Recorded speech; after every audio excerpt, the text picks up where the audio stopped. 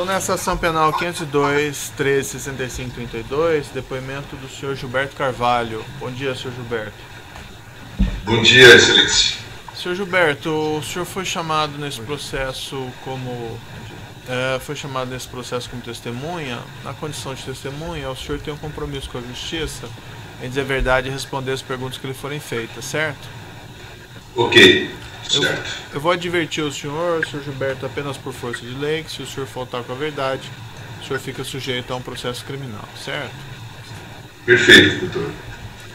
Dito isso, eu vou passar a palavra aqui à defesa do senhor Marcelo Odebrecht, que arrolou o senhor como testemunha. Então a defesa tem as perguntas. Muito obrigado, excelência. Bom dia, senhor Gilberto. Bom dia, doutor. Senhor Gilberto, qual era a função que o senhor desempenhava no decorrer dos 2 mandatos presidenciais do ex-presidente Lula? Eu era chefe do gabinete pessoal do presidente da República. Quais eram as atividades especificamente que o senhor exercia nessa condição? Fundamentalmente eu cuidava da confecção da agenda presidencial, do planejamento desta agenda, mas também da execução desta agenda, para que tudo corresse adequadamente. Recebia as pessoas que iam falar com o presidente, levava-as até o gabinete. Para além disso, também eu organizava toda uma assessoria de informação ao presidente da República, de modo que ele tivesse informação sobre a pauta que a pessoa que fosse falar com ele iria trabalhar com ele, iria cuidar com ele. Também eu era encarregado do chamado Departamento Histórico da Presidência, onde a gente acumulava toda a correspondência, todos os presentes, todo o acervo presidencial estava sob o nosso cuidado. Também eu era responsável pela logística de segurança e transporte do presidente. Era uma supervisão e o cerimonial também. Então era uma supervisão sobre várias áreas, cada uma delas tinha naturalmente seu responsável. Essa era a minha função. E eventualmente também eu recebia pessoas no lugar do presidente. Quando ele não podia receber, delegava a mim também muitas vezes essa tarefa, e eu fazia naturalmente uma triagem daqueles que queriam falar com o presidente Lula. Fundamentalmente eram essas as atribuições. Excelente, muito obrigado.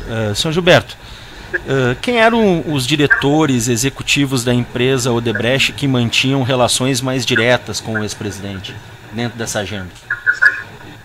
Bom, fundamentalmente quem tinha contatos com o presidente Lula era sobretudo o senhor Emílio Odebrecht, e havia o senhor Alexandrino Alencar, que fazia uma espécie de ponte. Toda vez que o doutor Emílio queria falar com o presidente, quem vinha falar comigo para apresentar a demanda da audiência era o senhor Alexandrino Alencar. Muito raramente o senhor Marcelo Odebrecht, pelo menos no tempo em que eu estava nos 8 anos que eu estive lá.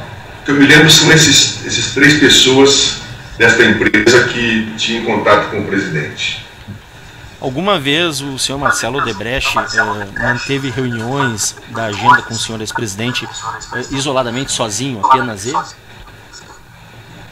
Olha, eu não me recordo. Provavelmente não. Provavelmente, eu não tenho certeza, porque lá se vão muitos anos.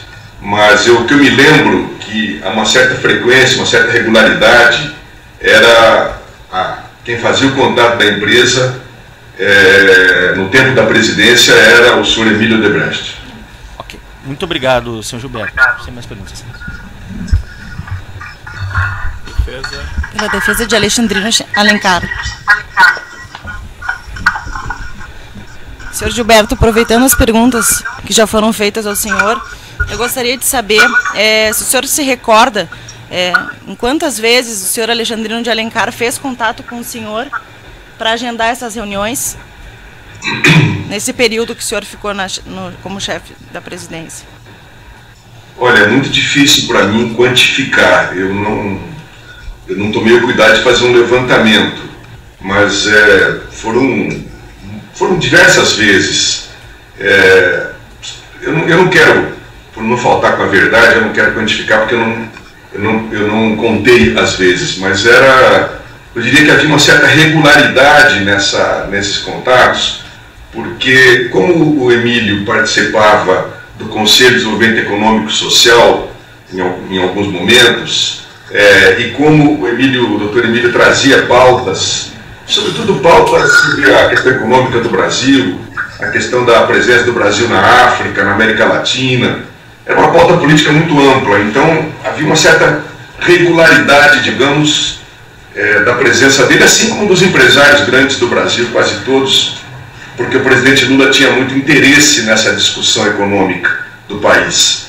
Então, você me perdoa, mas eu não sei te dizer quantas vezes, só posso dizer que havia uma certa regularidade.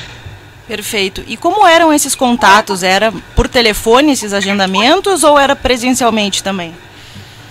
Não, na maioria das vezes, o Alexandrino ligava para a Rosalina, que era minha secretária, agendava uma conversa comigo, me trazia uma pauta que eu levava ao presidente e aí era marcada então as conversas com o senhor Emílio. Então foram muitas vezes que o Alexandrino vinha ao meu gabinete e a partir daí então se desdobravam as reuniões com o presidente. Perfeito, satisfeito. Outros defensores têm questões? Ministério Público. Eu tenho, excelência. Senhor Gilberto, bom dia. Só um minutinho. A defesa... A Brasília tem perguntas? Tem perguntas. Tá. Então pode fazê-las. Senhor ex-ministro Gilberto Carvalho, bom dia. Bom dia, doutor. O senhor explicou que foi chefe de gabinete do ex-presidente Lula. Durante esse período, o senhor tinha contato direto e frequente com ele, correto? Sim. Ok. Alguma vez, durante o ano de 2010, o ex-presidente Lula fez referência a algum sítio de Atibaia ou qualquer reforma realizada nessa propriedade? Não, eu falo olhando para o senhor ou para o juiz, doutor? Tanto faz, pode olhar para ele, não tem problema. Tá bom. Não. Durante os 8 anos que eu trabalhei lá, eu não tive nenhuma referência, nenhuma informação, até porque, pela história que depois o próprio presidente Lula me contou, ele só soube dessa história dessa chácara no dia 15 de janeiro de 2011. Então, durante o período, jamais eu não tinha nenhum conhecimento dessa história dessa chácara. Correto. O senhor sabe se a família do ex-presidente Lula mantém alguma relação de amizade com a família Bittar? De Jacó Bittar, Fernando Bittar? Essa é uma longa história, porque o Jacó foi fundador do PT junto com o Lula. Havia um triunvirato no começo da fundação do partido, que era o Lula, o Jacó e o Olívio Dutra. Esses três se tornaram quase como irmãos. Então, a ligação do Lula com o Jacó era uma ligação muito fraterna, e os meninos, eu sou testemunha disso, né, pela minha proximidade com a família, cresceram juntos. E não havia praticamente visita que a família do presidente Lula fazia a Brasília em que não vinha junto alguém da família Bittar, ou o Fernando ou o Calil, às vezes os dois, quando eram festas maiores aqui. Então era uma proximidade enorme, era uma intimidade realmente de amigos. O senhor já respondeu a minha próxima pergunta, que seria se há uma relação de amizade muito próxima. O senhor foi alguma vez ao sítio de Atibaia, em alguma festa lá realizada? Eu fui numa festa junina. Eu me lembro que me ligaram para essa festa, não sei se foi o Fernando ou a esposa dele, porque eu tinha uma tradição de ser o rezador do terço da festa junina aqui em Brasília. E eles queriam fazer uma homenagem para a dona Marisa e reproduziram a festa lá. E o Fernando me ligou para que eu fosse lá. Então eu fui, cheguei à tarde, participei da festa junina, da reza depois da festa, e no dia seguinte vim embora. Em que ano isso ocorreu? Eu não lembro agora, doutor, se foi em 2011, 12, 13, aí eu já não sei te dizer. Então o senhor foi realmente convidado pelo senhor Fernando Bittar? Sim. Tá certo. O senhor sabe se o senhor Fernando é o proprietário desse sítio? Olha, quando eu fui lá, estava lá o Fernando, estava o Jonas Suassuna, estava a família do presidente Lula, estavam outros amigos, e daquilo que eu sei, daquilo que me foi relatado pelo próprio presidente Lula, na manhã seguinte, Porque depois da festa, a gente foi dormir e de manhã o presidente Lula me fez circular com ele para mostrar para mim como é que era aquela chácara e tal. E ele me relatou naquele momento que no dia 15 de janeiro ele estava no Guarujá de férias, a Marisa chamou a ele dizendo que havia uma surpresa para ele, que era o Fernando oferecendo uma chácara para eles usarem, como quisessem. Aí ele, depois de mostrar, falou: eu estou com uma dúvida, porque a Marisa gosta muito daqui, e o Fernando está até disposto a vender para a gente, mas eu não sei se é o caso, porque essa chácara é muito longe, eu preferi alguma coisa mais perto lá da Billings, onde eles têm uma pequena chácara lá, Los Fubanos, que a gente foi muito lá, eu fui muitas vezes. Ele falou: não sei se vai dar certo e tal. Foi uma coisa nessa linha. Então, para mim, a chácara era do Fernando, que ofereceu para eles. Até porque, doutor, devo te falar me permite me estender um pouco. A gente tinha um certo desespero no governo, que foi acabando o governo, e o presidente Lula, por obrigação de lei, tinha que arrumar um lugar para onde fosse levado o acervo presidencial. A lei determinava que todo o acervo, Lula recebia quase 8.000 cartas por mês. Era uma riqueza, inclusive cultural, do país enorme, e presente de estrutura artesanal de todo o país, do mundo. E a gente falava com ele: vamos fazer que nem o Fernando Henrique fez, faz um jantar com empresários no Alvorada, arrecada um dinheiro para fazer um instituto, porque o instituto é público, como é o Instituto Fernando Henrique. Mas ele, de maneira quase, eu diria, irresponsável, dizia: não, eu não vou me preocupar com isso, só depois da... E a mesma coisa tinha a Marisa, a preocupação com as coisas deles, que não tinha para onde levar, né? Então, de tudo que eu sei, eles acabaram falando com o Fernando, e o Fernando emprestou aquela chácara para que eles usassem. O Fernando, como eu disse, é da intimidade deles. O pai deles, o Jacó, ficou no Alvorada há muito tempo, quando o Alzheimer foi atacando muito fortemente, ele estava doente. Lula trouxe o Jacó para ficar aqui no Alvorada há um tempo.